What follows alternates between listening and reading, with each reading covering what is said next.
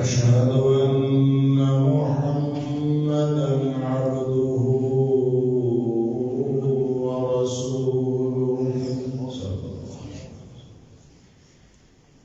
أرسله بالحق بشيرا ونذيرا بين يدي الساعة فمن يطع الله ورسوله فقد رشد واهتدى ومن يعص الله ورسوله فقد ضل وغوى فإنه لا يضر إلا نفسه ولا يضر الله شيئا. نسأل الله ربنا أن يجعلنا ممن يطيعه ويطيع رسوله ويتبع رضوانه ويجتنب سخطه فإنما نحن به وله. أما بعد فإن خير الحديث كتاب الله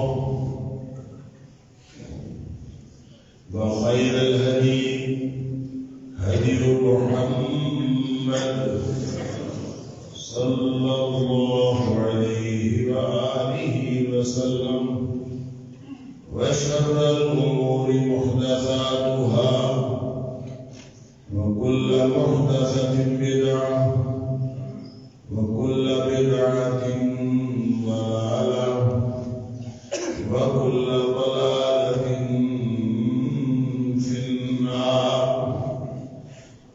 فأعوذ بالله السميع العليم من الشيطان الرجيم من همزه ونفخه ونفثه. بسم الله الرحمن الرحيم. ولو أن أهل القرى آمنوا واتقوا لفتحنا عليهم بركات من السماء والأرض ولكن كذبوا فأخذناهم بما كانوا يكسبون. اور اگر یہ بستیوں کے لوگ واقعتاً ایماندار ہوتے اور تقوی کو اپنی پہلی ترجیح بنائے ہوتے تو ہمیں ان کے اوپر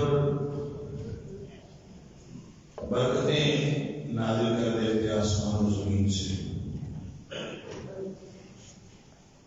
اور لیکن یہ جھوٹے نکلے، انہوں نے جھوٹلا دیا، ولیکن انہوں نے تہذیب کی.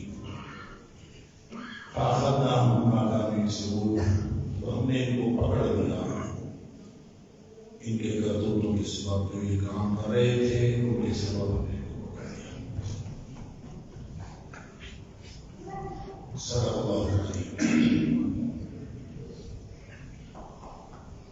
اللہ کریم نے ویسے تو ہر قسم کی کیفیت اور ہر حالت کو اس دنیا میں رہتے ہوئے انفرادی یا اجتماعی امتحان کی صورت میں ہی ہمیں عطا فرمائی ہے. اور ہر کیفیت امتحان ہے، چاہے وہ بظاہر اچھی اور خوشی اور خوشحالی کی کیفیت ہو، اطمینان کی کیفیت ہو وہ بھی امتحان ہے، ابتلا کی کیفیت ہو وہ بھی امتحان ہے، مصیبت ہو وہ بھی امتحان ہے. لیکن بعض اوقات سب سے بڑی مصیبت یہ ہوتی ہے، سب سے بڑا فتنہ یہ ہوتا ہے کہ آپ پکڑے بھی ہوئے ہوں اور آپ کو اس پکڑ کا احساس بھی ہو. آپ اللہ کی پکڑ میں ہو اور اس ابتلا کا احساس ہوا اور جیسے اقبال نے کہا تھا کہ وائے لانا بھی بتائے کارواں جاتا رہا، کارواں کے دل سے احساس زیان آتا رہا۔ ایک تو یہ کہ آپ کو نقصان ہو جائے، پھر اس نقصان کا احساس بھی ہو، اس سے بڑی ابتلا کی کیفیت اور پکڑ کی کیفیت ہو، اور انسان خوش ہو کہ میں تو ٹھیک چل رہا ہوں، میرے معاملات ٹھیک ہے، اگر بینک بیلنس بڑھ رہا ہے، میرے معاملات ٹھیک چل رہے ہیں، میری ساری کیفیات ٹھیک ہیں، میرا گھر ٹھیک ہے، کسی زلزلے میں گرا نہیں ہوں، میرا گھر نہیں گرا۔ اللہ کی پکڑ ہوتی تو میں تو گھر کھو چکا ہوتا، اللہ کی پکڑ ہوتی تو میرے پر تو عذاب آ چکا ہوتا۔ یہ تو اللہ تعالیٰ اور نعمتوں میں فراخی کر کیے جا رہا ہے۔ تو یہ جو دھوکے کا اور اپنے آپ کو ایک ایسے تصور میں مبتلا کرنے کا رجحان ہے، یہ اصل میں ہمارے امتحان کی گریوٹی اور سختی کو اور زیادہ اضافہ کر دیتا۔ آج کل ہم اللہ کی پکڑ میں ہیں کہ نہیں ہیں، اس کے اوپر میں کوئی فتویٰ نہیں لگاتا۔ میں نے تو چند باتیں گزشتہ چند جمعات میں آپ کے سامنے رکھی ہیں، اور چند قرآنی آیات کی ذیل میں، اور خاص طور پر یہ آیت جو سورہ اعراف کی ہے، کہ اگر بستیوں کے لوگ واقعی ایماندار ہوتے اور تقوی کی روش پر چل رہے ہوتے، آمنوا واتقوا، تو پھر اس کا ایک نتیجہ اللہ نے رکھا ہے، لفتحنا علیہم برکات من السماء والارض۔ تو پھر اس کا نتیجہ یہ نہیں ہے کہ آپ کے اوپر جو ہے وہ جو بچپن سے ہم سنتے آئے کہ یہ تو بڑا زرعی ملک ہے، وہاں آٹا ختم ہو جائے، جہاں بچپن سے سنتے آئے کہ دنیا کے بڑے ذخائر میں سے گیس کے بڑے ذخائر ہمارے پاکستان میں ہیں، وہ ختم ہو جائے، جب ہم سنتے آئے کہ یہ پانی کے لیے یہ پانیوں کی زمین ہے، یہاں پہ 7 دریا بہتے ہیں، وہ ختم ہو جائے، آہستہ آہستہ وہ جو پن بجلی کے جو منصوبے ہیں وہ سارے کے سارے اختتام کی طرف جا رہے ہوں، یہ ہماری اکانومی، ہماری سیاست، ہماری معاشرت، ہماری ہر چیز جو ہے وہ آہستہ آہستہ سکڑتی چلی جا رہی ہے، کاروبار لوگوں کے ختم ہو گئے ہیں، لوگوں کی معیشت بگڑ گئی ہے، لوگوں کے لیے 2 وقت کی روٹی پورا کرنا مسئلہ بن گیا ہے، اور لوگوں کے لیے زندگی گزارنا مشکل ہو گیا ہے۔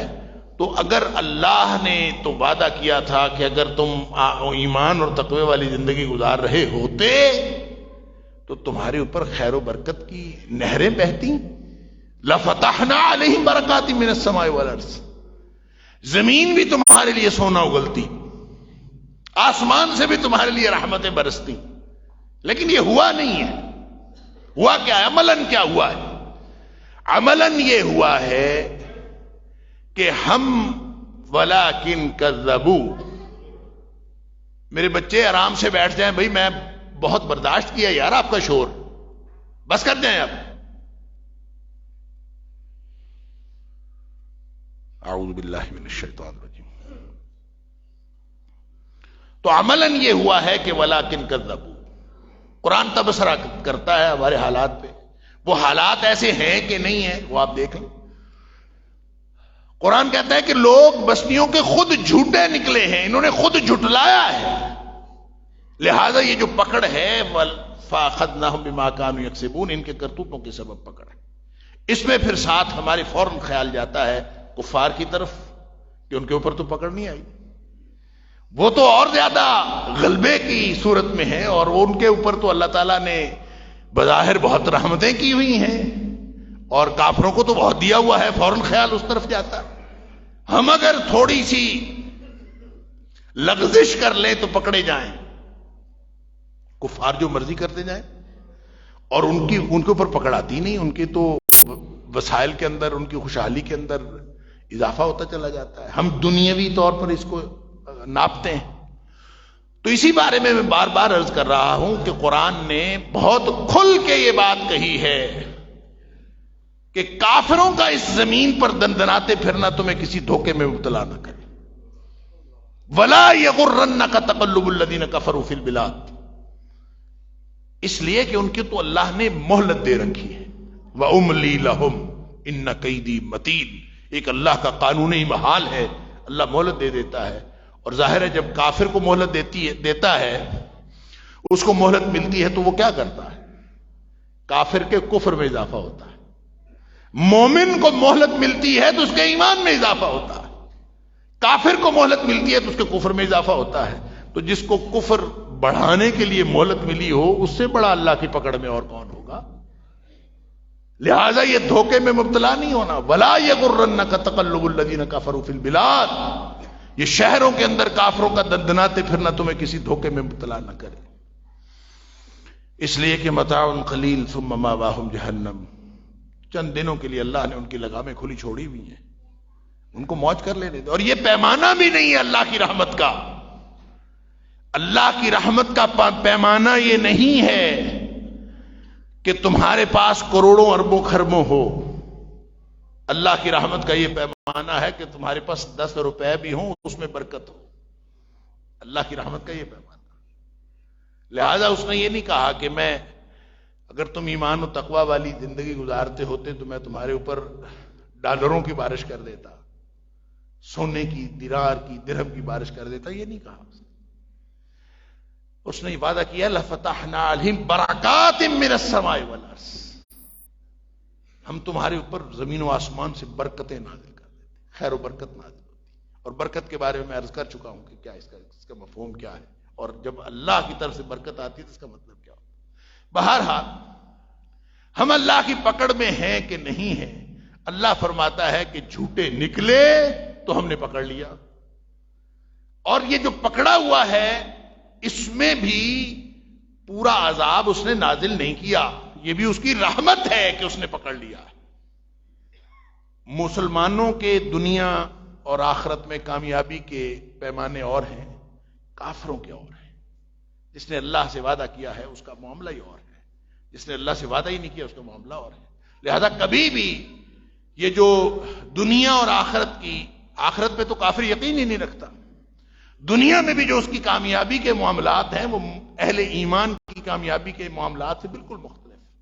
لہذا کبھی اس بنیاد پر اہل ایمان کی نہ اجتماعی نہ انفرادی کبھی کامیابی کے لیے تجزیہ نہیں کرنا، کبھی کمپیریزن نہیں کرنا، کبھی موازنہ نہیں کرنا کہ کافر تو یوں ہو رہا ہے اور مسلمان یوں ہو رہا ہے. یہ موازنہ بنتا ہی نہیں ہے، اس لیے کہ ایک بے ایمانی کی زندگی گزار رہا ہے اور ایک ایمان کی زندگی گزار رہا ہے. لہذا جس نے ایمان کا وعدہ کیا اللہ سے اور پھر ایمان اور تقوی والی زندگی نہیں گزارتا، اس کو پکڑتا ہے وہ. اور جس نے وعدہ نہیں کیا اس کی تو لگامیں کھلی چھوڑ دیتا ہے، اس کا تو قانون ہی اور چل جاتا ہے. اس کے اوپر اور قانون چلتا ہے، وعدہ کرنے والے پر اور قانون چلتا ہے. لہذا یہ جو واپسی کا دروازہ کھلا ہے، جو میں نے گزشتہ جمعے میں عرض کیا، تو اصل میں تقاضا یہ ہے کہ یہ جو بھی اللہ نے ہمیں عذاب نازل نہیں کیا، اس نے تو ایسے ذرا سا جھٹکا دیا ہے. لِيُذِيقَهُمْ بَعْدَ الَّذِي عَمِلُوا. یہ جو ہر طرف آپ کو بگاڑ نظر آ رہا ہے، کوئی چیز باقی نہیں بچی. ظَهَرَ الْفَسَادُ فِي الْبَرِّ وَالْبَحْرِ بِمَا كَسَبَتْ أَيْدِي النَّاسِ. یہ بے سبب نہیں ہوا جو کچھ ہوا ہے، یہ سب لوگوں کے کرتوتوں کی وجہ سے ہوا ہے. اپنا آپ خود کیا دھرا ہے. جب خود کیا دھرا ہے تو پھر کیسے ٹھیک ہوگا؟ اپنے ہی اعمال ٹھیک ہوں گے تو ٹھیک ہوگا. آپ اپنے اعمال پر غور کریں. لہذا ایک طرف تو اجتماعی صورتحال ہے جو آپ قومی سطح کی صورتحال کہہ سکتے ہیں، اس میں قومی سطح کی داخلہ پالیسی، قومی سطح کی خارجہ پالیسی، قومی سطح کی پالیسیاں جس کے ذمہ دار حکمران ہیں، اور ایک وہ پالیسی جس کا ذمہ دار ہم میں سے ہر فرد ہے. ان دونوں سے اندازہ کیا جا سکتا ہے کہ ہم اللہ کی پکڑ میں ہیں یا نہیں ہیں. یہ جو دو معیارات اللہ کریم نے بتائے ہیں، وَلَوْ أَنَّ أَهْلَ الْقُرَىٰ آمَنُوا وَاتَّقَوْا، اگر تو یہ تقوی والی زندگی گزار رہے ہیں بستیوں کے لوگ اور واقعی ایمان کی بنیاد پر جو وعدہ اللہ سے کیا تھا اس کی بنیاد پر زندگی گزار رہے ہیں، تو پھر بیٹھ کے اللہ کی رحمت کا انتظار کریں. رحمت آنے والی ہے، رحمت چھائی ہوئی، وگرنہ نہیں ہے. وگرنہ پھر کیا ہے؟ وگرنہ پھر اللہ کی پکڑ ہے. دونوں میں سے کوئی ایک بات تو ہے. تو پکڑ ہے تو واپس آ جائیں. تو اس کے لیے میں نے گزشتہ جمعے کے آخر پہ ایک حدیث آپ کے سامنے پیش کی تھی کہ نبی اکرم صلی اللہ علیہ وسلم نے اس میں چند انفرادی اعمال کے بارے میں توجہ دلائی. انفرادی اعمال ظاہر ہے افراد سے قومیں بنتی ہیں. معاشرے کیسے ہوتے ہیں, تقوی والے معاشرے کیسے ہوتے ہیں, ایمان والے معاشرے کیسے ہوتے ہیں, اور غیر ایمان والے اور غیر تقوی والے معاشرے کیسے ہوتے ہیں, آپ خود دیکھ سکتے ہیں. اس کا عملی اظہار ہوتا ہے. یہ کوئی سائنس نہیں ہے, یہ کوئی ایسی چیز نہیں ہے جس کو جو پیچیدہ اور کوئی ایسی چیز ہو جس کو سمجھنے کے لیے کئی صدیاں لگ جائیں کہ انسان پڑھے کہ ہوتا کیا ہے. نہیں, یہ ایک لمحے میں سمجھ میں آنے والی بات ہے اگر کسی نے اس کے اوپر عمل کرنا ہو. ایمان کا معنی مان لینا ہے اور تقوی کا معنی اللہ کی ناراضگی سے بچنا اور اللہ کی خوشنودی حاصل کرنا شروع کر دینا ہے. یہ تقوی ہے. ابھی بیٹھے بیٹھے ہم سب مومن اور متقی ہو سکتے ہیں, باقی ساری زندگی اس کو بڑھانے میں لگے گی. ایمان بڑھتا بھی ہے کم بھی ہوتا ہے. الایمان یزید و ینقص, امام بخاری نے اس کا باب باندھا. تو آپ آج طے کر لیں کہ میں نے ہر وہ بات ماننی ہے جو اللہ اور اس کے رسول صلی اللہ علیہ وسلم نے فرمائی. ہر وہ بات ماننی ہے, یہ آمنہ بھی ہو گیا. ہر وہ بات سچی ہے, یہ آمنہ بھی ہو گیا. یقین کر لیا جو اللہ نے فرمایا وہ بھی صحیح, جو اللہ کے رسول صلی اللہ علیہ وسلم نے فرمایا وہ کائنات کی بہترین بات. پھر اس کے بعد طے کر لیا کہ اب میں اس کے مطابق زندگی گزاروں گا یا زندگی گزاروں گی. میں آج سے شروع کر دیا. اس کو قرآن کی اصطلاح میں کہتے ہیں آمن لہو. جب مان کر آپ نے اس کے پیچھے اطاعت شروع کر دی کہ آج کے بعد میں نے وہ کرنا ہے, تو یہ آمن لہو ہو گیا. آج بیٹھے بیٹھے ابھی تہیہ کریں ہم مومن ہو گئے. اور اسی طرح پھر اگر یہ طے کر لیا کہ آئندہ میری زندگی کا کوئی بھی عمل, کوئی ایک بھی حرکت ایسی نہیں ہوگی جس سے اللہ کی ناراضگی کا خطرہ ہو, اور ایک بھی ایسا کام چھوٹے سے چھوٹا وہ میں ترک نہیں کروں گا جس سے اللہ کی خوشنودی کی امید ہو. بس یہ پالیسی بنا لی تو یہ شروع ہو گیا, تقوی کا کام شروع ہو گیا الحمدللہ. لیکن یہ احساس کہاں جاگزیں ہوتا ہے, یہ یہاں ہوتا ہے التقوی ہا ہونا. لہذا میں نے عرض کیا تھا کہ نبی پاک صلی اللہ علیہ وسلم نے جس حدیث میں یہ فرمایا نا التقوی ہا ہونا, اس حدیث میں اس سے پہلے بھی اور اس کے بعد بھی کچھ اعمال کی نشاندہی فرمائی. اعمال کی نشاندہی یہ بتاتی ہے کہ تقوی والے معاشرے کیسے ہوتے ہیں. اعمال کی نشاندہی بتاتی ہے کہ جن کے دل کے اندر تقوی ہوتا ہے وہ باہمی طور پر کس طرح کا طرز عمل اختیار کیے ہوئے ہوتے ہیں. یہ اعمال کی نشاندہی, یہ تقوی یہ بتاتا ہے کہ ان کے معاملات اعمال سے ہی ظاہر ہوگا. دل کے اندر تو کوئی گھس کے دیکھ نہیں سکتا کہ کیا حالات ہیں کیا نہیں. اللہ اکبر. لہذا وہ حدیث تازہ کر لیجئے جو میں نے گزشتہ جمعے کے آخر پہ عرض کی تھی, اور اس میں چند باتیں میں انشاءاللہ مزید آج عرض کرنے کی کوشش کروں گا. اور پھر اس آئینے میں, وہ ایک آئینہ ہے, نبی کریم صلی اللہ علیہ وسلم نے ہمیں آئینہ دکھایا ہے. میں اور آپ ہم سب اپنے آپ کو اس آئینے میں دیکھیں. کیا ہماری زندگی ایسی ہے؟ حضرت ابو ہریرہ رضی اللہ تعالیٰ عنہ اس کے راوی ہیں. عن ابی ہریرہ رضی اللہ تعالیٰ عنہ قال قال رسول اللہ صلی اللہ علیہ وسلم لا تحاسدوا ولا تناجشوا ولا تباغضوا ولا تدابروا. نبی اکرم صلی اللہ, حضرت ابو ہریرہ رضی اللہ تعالی راوی ہیں کہ نبی اکرم صلی اللہ علیہ وسلم نے فرمایا کہ لوگوں آپس میں ایک دوسرے سے حسد نہ کرو, ولا تناجشوا, ایک دوسرے کے نقصان کرنے کے لیے ایسے ہی بولی بڑھانے کی بات نہ کرو. نجش تناجشو کیا ہے اس کے بارے میں عرض کرتا ہوں, اس سے کون کون سی چیزیں اس میں اس سے مراد ہو سکتی ہیں. ویسے عام طور پہ علماء نے اس کا ترجمہ کرتے ہوئے یا تو یہ ترجمہ کیا ہے کہ خواہ بخواہ بولی بڑھانے کے لیے, قیمت بڑھانے کے لیے بولی نہ لگاؤ, قیمت بڑھانے کے لیے خام خواہ اس پہ بولی نہ لگاؤ. تناجشو, یا بعض نے کہا کہ نہیں ایک بے کی یا ایک خرید و فروخت کی خاص قسم ہے جس کو تناجش کہا جاتا ہے، واللہ عالم، دیکھتے ہیں اس سے کیا مراد ہے۔ اللہ اکبر۔ ولا تباغضوا، آپس میں ایک دوسرے سے ناراضگیاں نہ رکھا کرو۔ اور پھر فرمایا کہ ولا تدابروا، ایک دوسرے سے پیٹ پھیر کے نہ بھاگا کرو۔ ولا یبع بعضکم علی بیع بعض، کوئی بھی شخص کسی ایک کا سودا ہوا ہے اس کے اوپر دوسرا سودا نہ کرے۔ کبھی بھی پتہ چل جائے کہ اس کا سودا پہلے ہو چکا ہے، اس کے ساتھ سودا دوسرا نہ کرے۔ پھر آپ نے فرمایا کہ وَكُونُوا عِبَادَ اللَّهِ إِخْوَانًا، اللہ کے بندو بھائی بھائی بن جاؤ۔ المسلم اخو المسلم، مسلمان مسلمان کا بھائی ہوتا ہے، اور بھائی کیسا ہوتا ہے؟ لا یظلمہ، کبھی ظلم نہیں کرتا اس کے اوپر، ولا یخذلہ، اس کو کبھی رسوا نہیں کرتا، اور یخذلہ کا ایک معنی یہ بھی ہے کہ اس کو کبھی بے یار و مددگار نہیں چھوڑتا۔ اللہ اکبر۔ ولا یخذلہ، اور پھر فرمایا کہ وہ پھر ولا یحقرہ، وہ اس کو اس کی تحقیر بھی نہیں کرتا۔ پھر فرمایا التقوی ہاہنا، لوگوں تقوی یہاں ہوتا ہے۔ وَيُشِيرُ إِلَىٰ صَدْرِهِ 3 مرات، پھر آپ نے اپنے سینہ مبارک کی طرف 3 مرتبہ اشارہ فرما کے یہی بات دہرائی، التقوی ہاہنا، التقوی ہاہنا، التقوی ہاہنا۔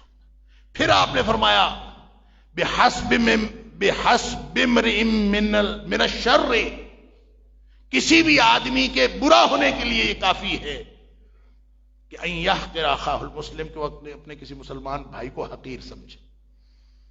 پھر آپ نے ایک بات اور ارشاد فرمائی، کل المسلم علی المسلم حرام دمہ ومالہ وعرضہ، کہ ہر مسلمان کا دوسرے مسلمان پر حرام ہے، اس کا خون بھی، اس کا مال بھی، اور اس کی عزت بھی۔ یہ مسلم شریف کے اندر حدیث ہے، اور باقی کتابوں کے اندر بھی کمی بیشی کے ساتھ یہ حدیث موجود ہے۔ اب آپ یہ دیکھ لیجئے کہ درمیان میں نبی پاک صلی اللہ علیہ وسلم نے تقوی کی بات کی ہے، اور اگر ہم اس اجتماعی کیفیات ولو ان اہل القرى آمنوا واتقوا، بستیوں کے لوگ اہل القرى اگر ایمان و تقوی کی بنیاد پر زندگی گزار رہے ہوں گے تو اللہ کی رحمتیں نازل ہوں۔ اب ہم اس آئینے میں جو نبی کریم صلی اللہ علیہ وسلم نے تقوی کا آئینہ بتایا کہ جس قوم کے اندر تقوی ہوتا ہے، جو معاشرے تقوی والے ہوتے ہیں، وہاں پہ یہ کیفیات دیکھنے کو ملتی ہیں۔ کیا کیفیت؟ سب سے پہلی بات فرمائی لا تحاسدوا، کبھی آپس میں حسد نہ کیا کرو۔ اور حسد کا معنی یہ ہوتا ہے، ویسے تو عربی کے اندر لفظ حسد دونوں معنوں میں آتا ہے، پازیٹو بھی نیگیٹو بھی، اور جب ہم اس کو پازیٹو کہتے ہیں تو اس کو اردو میں ہم معنی کرتے ہیں رشک، اور جب اس کو نیگیٹو کرتے ہیں تو اس کا معنی ہے حسد۔ لفظی طور پر یہ فرق ہے، لیکن معنوی طور پر فرق یہ ہے کہ جب آدمی کسی کو رشک کی نگاہ سے دیکھتا ہے تو دل میں تمنا کرتا ہے کہ کاش یہ بات میرے پاس بھی آ جائے۔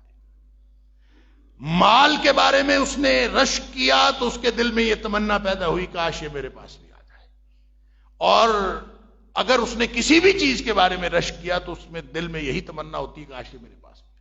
حسد یہ نہیں ہوتا، حسد یہ ہوتا ہے کہ میرے پاس آئے چاہے نہ آئے اس سے ضرور چھن جائے۔ لا تحاسدوا۔ اب آپ اپنے پورے معاشرے کو دیکھ لیجئے، کیا ہم اپنے کسی مسلمان بھائی، کسی عزیز رشتہ دار، کسی محلے دار، کسی کولیگ، کسی بھی شخص کے پاس آئی ہوئی نعمت پر یہ تصور رکھتے ہیں ہمیں خوشی ہوتی ہے جتنی ہمیں خود خوشی ہوتی؟ اپنے آپ کو جو کچھ ملتا ہے، جتنا انسان اس وقت خوشی محسوس کرتا ہے، کیا اتنی خوشی آپ کو کسی اور کو ملنے والی خوشی سے ہوتی ہے؟ اگر ہوتی ہے تو اس کا مطلب ہے دل میں ایمان اور تقوی موجود ہے۔ کسی کو مصیبت میں دیکھا تو جیسے اپنی مصیبت پر انسان تڑپ جاتا ہے، اپنے بچے کی مصیبت پر انسان تڑپ جاتا ہے، اپنے فیملی ممبر کی مصیبت پر انسان تڑپ جاتا ہے. کسی مسلمان کی مصیبت دیکھ کر اسی طرح تڑپ نہیں پیدا ہوئی، یا کم از کم اسی طرح کی تڑپ پیدا ہو جائے. ایگزیکٹلی اتنی تو نہیں ہو سکتی، چلے کم سے ہی تڑپ تو پیدا ہو، دعا تو زبان سے نکلے. تو پھر اللہ نے نظام بنایا ہوا ہے کہ جب دل سے دعا نکلتی ہے نا کسی کے لیے، اللہ اکبر، تو نبی کریم صلی اللہ علیہ وسلم نے فرمایا کہ جب آدمی کسی کی غیر موجودگی میں دعا کرتا ہے نا کہ اللہ اس کے لیے فلاں بہتری کر، اللہ اس کی فلاں مصیبت دور کر، اللہ اس کو فلاں چیز دے دے، اللہ تعالیٰ اس کی دنیا آخرت اچھی کر دے، تو جو دعا یہ دوسرے کے لیے کر رہا ہوتا ہے وہ قبول ہو یا نہ ہو، فرشتہ اس کے لیے دعا کر رہا ہوتا ہے. فرشتہ کھڑا ہوتا ہے، کہتا ہے یا اللہ اس کو تو دے دے، اس نے مانگا ہے اپنے مسلمان بھائی کے لیے، لہذا اس کو تو دے دے. اب آپ دیکھ لیجئے حسد والا معاشرہ کون سا ہے اور خیر خائی والا معاشرہ کون سا ہے. البتہ نبی کریم صلی اللہ علیہ وسلم نے فرمایا یہ دل میں جو تکلیف ہوتی ہے نا کہ یار وہ تو میرے سے آگے نکل گیا، فرمایا دو لوگوں کے بارے میں یہ تکلیف ہونی چاہیے، دو لوگوں کے بارے میں یہ تکلیف ہونی چاہیے، اور وہ تکلیف اگر ہوگی تو آپ کے اندر قوت عمل بڑھے گی. وہ جس کو ہم اردو میں رشک کہتے ہیں. نبی پاک صلی اللہ علیہ وسلم لا حسد الا فی اثنتین، دو لوگوں کے بارے میں یہ تکلیف ہو تو آپ کے لیے فائدہ مند ہے. کون کون سے؟ فرمایا ایک وہ جس کو اللہ نے قرآن عطا فرمایا ہے اور وہ دن رات قرآن کے ساتھ زندگی گزار رہا ہے، تو اس کے بارے میں دیکھ کے رشک کرنا کہ یار اس طرح کی زندگی اللہ مجھے بھی دے دے کہ میں بھی اسی طرح زندگی گزاروں. اور دوسرا وہ شخص جس کو اللہ نے مال دیا ہے اور وہ دن رات اس مال کو اللہ کے راستے میں خرچ کر رہا ہے، وہ روک کے نہیں بیٹھا ہوا، امیر نہیں بن رہا، وہ بس اس نے خزانوں کے منہ کھولے ہوئے، جو اللہ تعالیٰ عطا فرماتا جاتا ہے وہ آگے دیتا جاتا ہے. تو یہ خواہش پیدا ہونا کہ یا اللہ مجھے بھی قرآن ایسا عطا فرما دے کہ میں بھی قرآن کے ساتھ زندگی گزاروں، یا اللہ مجھے بھی مال ایسا دے دے کہ میں بھی ساری زندگی اسی طرح مال خرچ کروں. نبی کریم صلی اللہ علیہ وسلم فرمایا ان دو لوگوں کے بارے میں حسد جائز ہے، اور یہ خواہش جائز ہے کہ یا اللہ یہ مجھے بھی دے دے. یہ خواہش پھر بھی نہیں کرنی کہ یہ ان سے چھن جائے.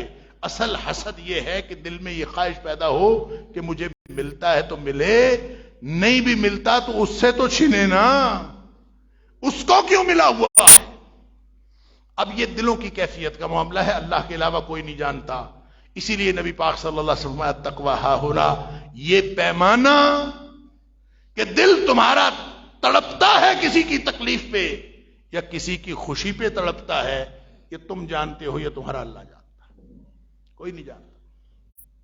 لیکن اس کے اثرات معاشرے پہ ہوں گے، جانتا کوئی نہیں. معاملہ دل کا ہے لیکن اثرات ہر شخص پر ہوں گے.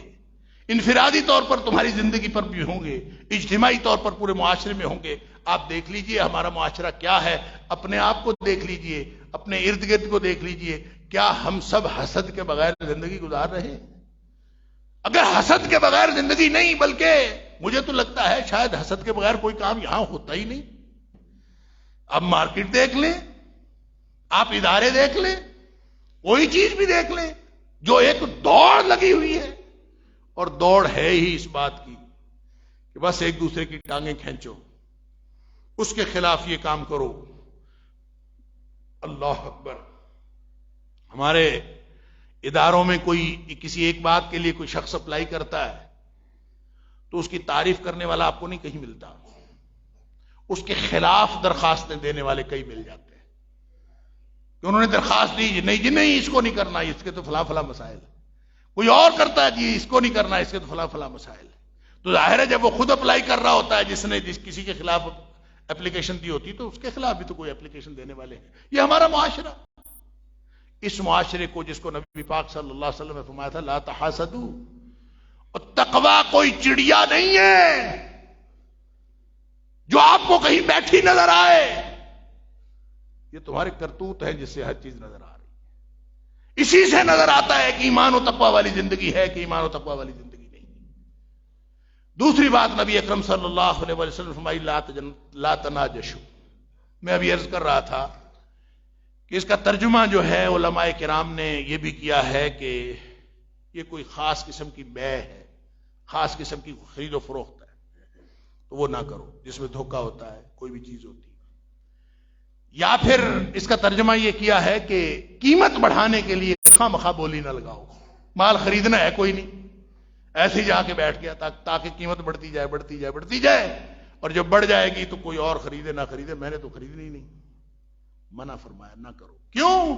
اس کا تعلق بھی تقوی کے ساتھ ہے. کرو گے تو اس کا مطلب ہے وہ معاشرہ کبھی بھی تقوی والا معاشرہ نہیں ہو سکتا. اصل میں جو نجاشا ینجوشو، یہ جو نون جیم شین کا جو مادہ ہے، اس کا معنی یہ ہے پھیلا دینا، اور بنیادی طور پر کسی بھی بات کو پھیلانا یہ نجش میں آتا ہے. تو تناجشو کا معنی یہ ہوتا ہے کہ آپس میں کوئی بھی ایسی بات نہ پھیلاؤ جو کسی کے لیے نقصان کا باعث بنے. لہذا عربی میں نجش الحدیث، اس کا ترجمہ ہوتا ہے اذاعہ، کہ اس نے بات پھیلا دی. لہذا بنیادی طور پر اسی لیے اہل علم نے اس کا ترجمہ یہ کیا ہے، نجش کا ترجمہ یہ کیا ہے، یا تناجش کا ترجمہ یہ کیا ہے کہ تناجش ایک نوع من آفات اللسان. میری بات سمجھ لیجئے گا، ھذا نوع من آفات اللسان، یہ زبان کی برائیوں میں سے ایک برائی ہے، زبان کی برائیوں میں سے. اور خاص طور پر اس کا جو تعلق ہے خاصاً بالبیع والشراء، اس کا تعلق بیع و شراء کے ساتھ ہوتا ہے کہ کوئی خرید و فروخت میں کوئی شخص اپنی زبان سے کسی کا سودا خراب کرے، یا زبان سے کسی کی بولی بڑھا دے، کسی کی قیمت بڑھا دے. بس تھوڑا سا کہنا ہی ہوتا ہے نا کچھ، وہ اسی کے اندر شامل ہے. اللہ اکبر. اور یہ بھی کہا گیا کہ نوع من الخدیعۃ والمکر، یہ دھوکے کی ایک قسم ہے. تناجش دھوکے کی ایک قسم ہے. آپ کسی بھی طرح کا دھوکہ کسی کو دیتے ہیں تناجش ہے. زبان سے کوئی لفظ بول کے کسی کو دھوکہ دیتے ہیں، یہ تناجش ہے. نبی پاک صلی اللہ علیہ وسلم منع فرما رہے ہیں، حرام ہے، تقوی کے خلاف ہے. لا تناجشوا. اللہ اکبر. اور پھر صرف جو ہے وہ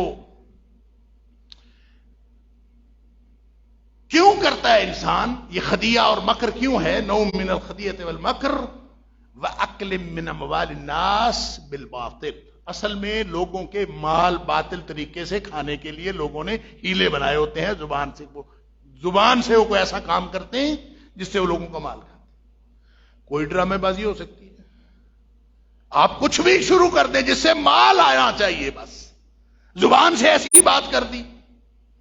اس کا تعلق خالص بیع و شراء کے ساتھ ضروری نہیں، خاص طور پر یہ بیع و شراء سے تعلق رکھتی ہے. بیع و شراء سے اس لیے تعلق رکھتی ہے خرید و فروخت سے کہ ایک زبان کا لفظ آپ کی خرید و فروخت کے سودے کو ادھر سے ادھر کر سکتے.